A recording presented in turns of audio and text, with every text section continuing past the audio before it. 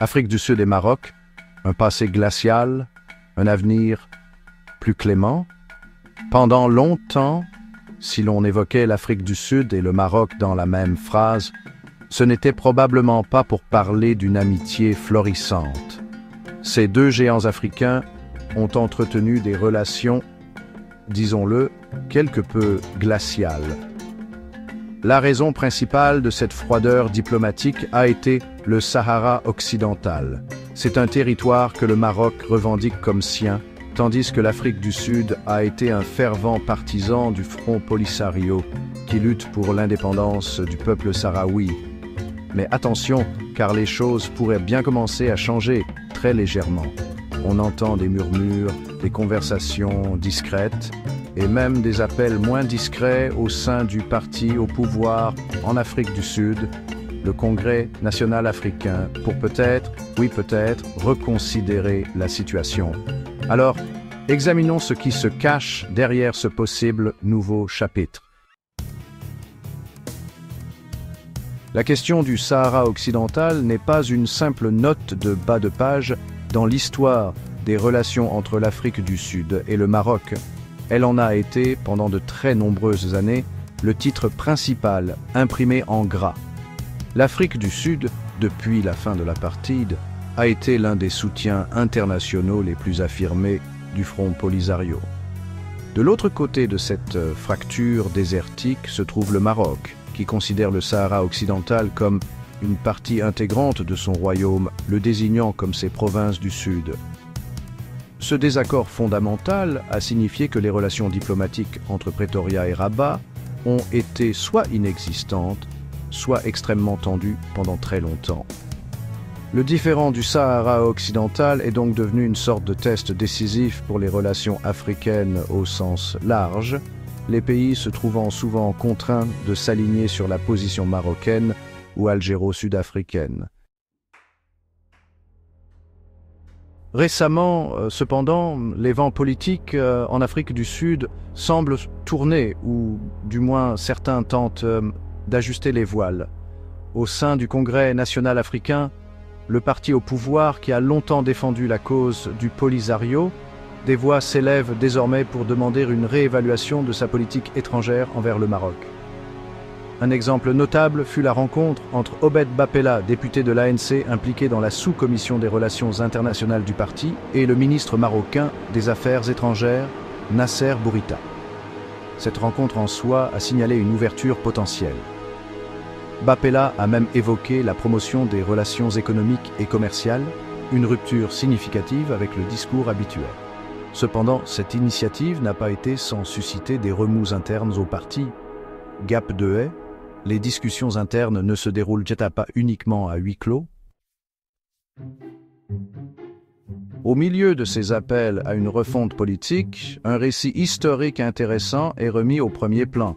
Le soutien du Maroc au Congrès national africain pendant les sombres années de l'apartheid. C'est un pan de l'histoire qui, pour certains, semble avoir été éclipsé par le différend du Sahara occidental. Feu Nelson Mandela lui-même, icône de la lutte anti-apartheid et premier président démocratiquement élu d'Afrique du Sud, a reconnu la contribution du Maroc. Il a loué le royaume pour son rôle dans le soutien à la lutte pour la libération. Ce lien historique fournit un argument émotionnel et politique puissant à ceux qui, au sein de l'ANC, prônent désormais un rapprochement. Ce récit vise à recadrer la relation, suggérant que les fondations d'une amitié ont été posées bien avant que les désaccords actuels n'occupent le devant de la scène. Pendant que l'Afrique du Sud était aux prises avec sa politique, le Maroc n'est pas resté inactif. Le royaume a mené une offensive de charme significative, étendant discrètement et efficacement son influence à travers le continent africain. Les banques, les entreprises de télécommunications et les compagnies d'assurance marocaines sont désormais des noms familiers dans de nombreux pays africains, d'ouest en est.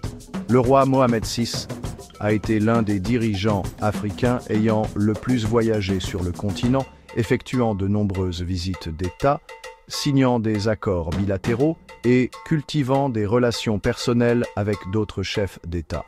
Le Maroc a réintégré l'Union africaine en 2017, après une absence de 33 ans. Une démarche qui a elle-même signalé son engagement renouvelé en faveur de l'engagement panafricain, bien que selon ses propres termes.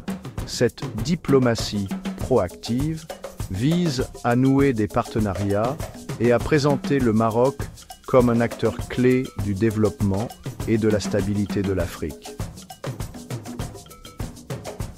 Changeant les perceptions, une poignée de main et un investissement à la fois.